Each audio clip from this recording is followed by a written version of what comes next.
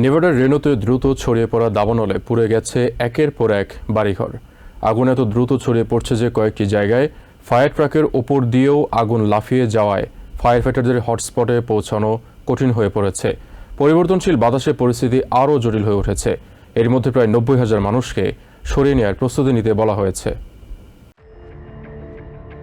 শনিবার শুরু হওয়া হক ফায়ার রেনোর উত্তর পশ্চিমাঞ্চলে দ্রুত ছড়িয়ে পড়ে।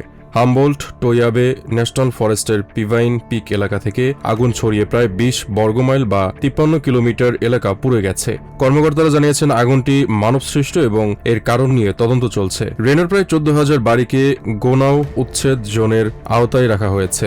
এই এলাকা ইউনিভার্সিটি অব নেভাডা ক্যাম্পাসের কাছাকাছি পর্যন্ত বিস্তৃত। নেভাডার গভর্নর জো লোম্বার্ডো ওই কাউন্টিতে জরুরি অবস্থা ঘোষণা করে ন্যাশনাল গার্ড মোতায়েন করেছেন। বর্তমানে শত শত ফায়ার ফাইটার স্থল ও আকাশপথে আগুন নিয়ন্ত্রণে কাজ করছেন। দুর্গম এলাকায় পৌঁছাতে বিমান ব্যবহার করা হচ্ছে।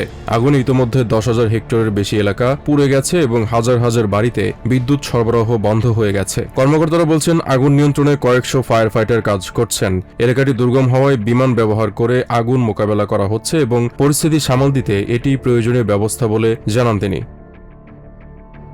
তীব্র বাতাস, কম আর্দ্রতা ও শুষ্ক উদ্ভিদ পরিস্থিতিকে আরও অস্থিতিশীল করে তুলেছে। উচ্ছেদ এলাকার কাছেই একটি কারাগার থাকায় সেটি নিরাপত্তা নিয়েও নজর রাখছেন কর্মকর্তারা। বাসিন্দাদের অনলাইন মানচিত্র পর্যবেক্ষণ করে আগুন এগিয়ে এলে দ্রুত সরে যাওয়ার প্রস্তুতি নিতে বলা হয়েছে।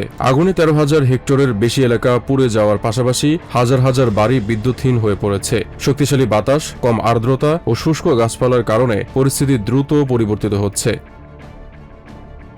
দাবানলের বিস্তার ও উচ্ছেদ পরিস্থিতি আরও বড় আকার ধারণ করেছে। হাজার হাজার মানুষ ইতিমধ্যে নিজেদের বাড়ি ছেড়ে নিরাপদ এলাকায় সরে গেছেন। একই সঙ্গে আগুনে ফায়ার ফাইটার ও সাধারণ মানুষের আহত হওয়ার খবরও পাওয়া গেছে। কর্মকর্তারা জানান আগুনে 3 জন বেসামরিক ব্যক্তি ও 3 জন উদ্ধারকর্মী আহত হয়েছেন। কর্মকর্তারা নিশ্চিত করেছেন আগুনটি মানবসৃষ্ট হলেও এর সুনির্দিষ্ট কারণ এখনও তদন্তাধীন। কর্মকর্তারা সতর্ক করেন বনাঞ্চলে মানুষের সতর্ক থাকা জরুরি। দীর্ঘদিনের অত্যন্ত শুষ্ক পরিস্থিতির সঙ্গে গরম ও প্রবল বাতাস যুক্ত হওয়ায় আগুন নিয়ন্ত্রণ কঠিন হয়ে পড়েছে।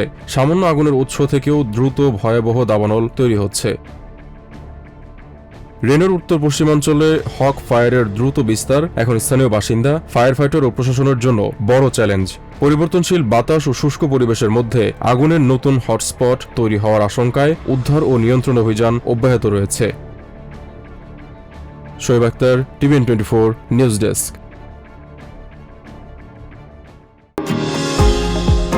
নিউ ইয়র্ক থেকে সম্প্রচারিত টিভিএন 24 টেলিভিশন বিশ্বজুড়ে বাঙালির কণ্ঠস্বর।